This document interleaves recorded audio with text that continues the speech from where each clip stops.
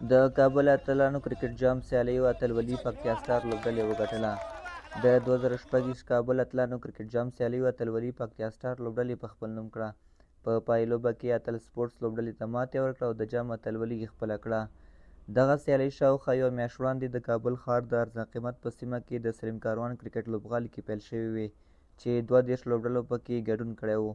ګډون کوونکې لوبډلې په 8 ګروپونو ویشل شوې وې او له یو شمېر سختو او په زړه پورې سیالیو وروسته اتل سپورټس او پکتیا سټار لوبډلو پایلوبې ته لار وموندله. د لوبې پچه اتل سپورټس لوبډلې وګټله او لومړی د توپوهنې پرېکړه وکړه. دغې لوبډلې په ټاکلو 10 اورونو کې 168 منډې جوړې کړې او پکتیا سټار لوبډلې ته یې د 169 منډو هدف وټاکه.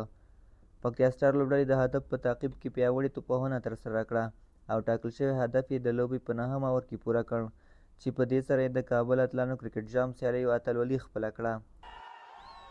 د دغه سیالیو مسؤلینو وویل چې د دې جام د جوړېدو موخه د ځوانو لوبغاړو لپاره د لوبېدو زمینه برابرول، د کرکټ استعدادونو موندل او د هیواد د کرکټ د ودې لپاره د ځوانانو هڅول دي.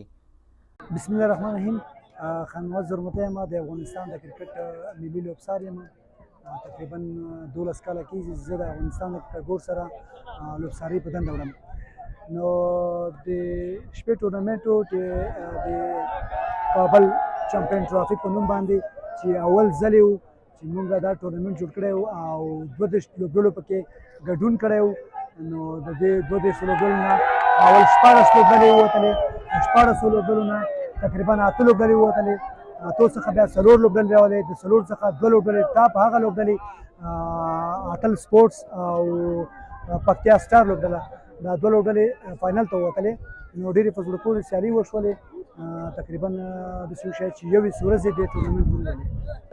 لکه ګروپي سیسټم و، زموږ 8 ګروپ وو، په هر ګروپ کې 4 لوبډلې وې. هرې لوبډلې تقریبا شاوخوا 3 لوبې وکړلې او دوم پړاو ته راغلې. کله چې دوم پړاو ته لاړې نو هلته ناک آوټ سیسټم و، د هغو څخه 14 لوبډلې، د 14 څخه 8 همدغسې 4 نه 2 لوبډلې ووتلې.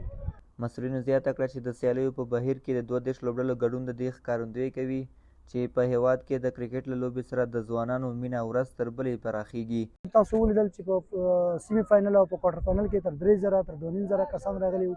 همدا اوس تاسو په خپله باندې هر څه ولیدل چې تقریبا 6000 5000 تر 20000 کسان به شاوخوا راغلي.